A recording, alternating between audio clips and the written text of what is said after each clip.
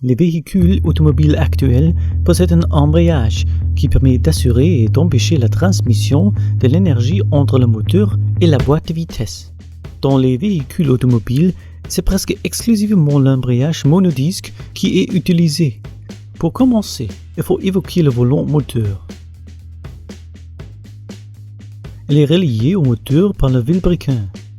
Le volant moteur possède une denture extérieure pour la phase de démarrage du véhicule. Lorsque l'on tourne la clé de la voiture ou que l'on appuie sur le bouton de démarrage, le moteur est lancé à l'aide de la batterie par le pignon. Une fois que le moteur fonctionne avec le carburant, le volant moteur continue à tourner sans le pignon. Le volant moteur possède une garniture de friction. Le disque d'embrayage possède des garnitures de friction similaires des deux côtés. Dès que la garniture de friction du volant moteur et la garniture de friction du disque d'embrayage entrent en contact, le disque d'embrayage se met à tourner, car le volant moteur et le disque d'embrayage sont alors solidaires. Le disque d'embrayage est composé de plusieurs pièces. Les plus importants sont le moyeu, qui est relié au disque, et les garnitures de friction. Auparavant, elles étaient faites, entre autres, en amiante. Aujourd'hui, elles sont principalement en céramique et autres matériaux, afin d'obtenir un haut coefficient de frottement. Des embrayages qui disposent de ressorts de torsion résolvent les vibrations du moteur et ménagent la boîte de vitesse. Ils assurent également un usage en douceur de l'embrayage au démarrage.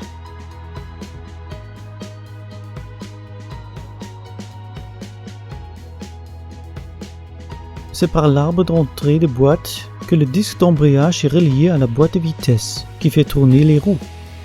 Et ce n'est que quand le disque d'embrayage est en contact avec le volant moteur que la boîte de vitesse fait tourner les roues du véhicule.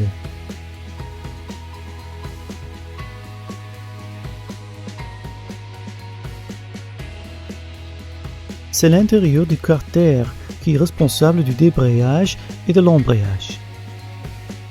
Il est fermement relié au volant moteur et bouge donc toujours en accord avec le volant moteur.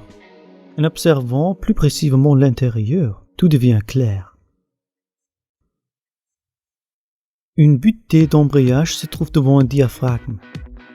Dès que la butée d'embrayage agit sur le diaphragme, la partie intérieure du diaphragme est poussée vers le disque d'embrayage, tandis que la partie extérieure du diaphragme bouge dans la direction opposée.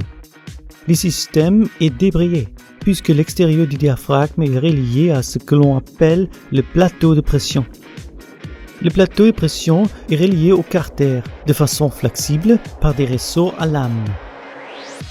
Ainsi, le disque d'embrayage peut être coincé entre le volant moteur et le plateau de pression. Ou bien, la butée d'embrayage bouge le diaphragme de façon à ce que le volant moteur et le plateau de pression ne soient plus en contact direct avec le disque d'embrayage. L'énergie de rotation du moteur qui est produite est donc transmise à la boîte de vitesse quand le volant moteur et le disque d'embrayage sont fermement reliés les uns aux autres.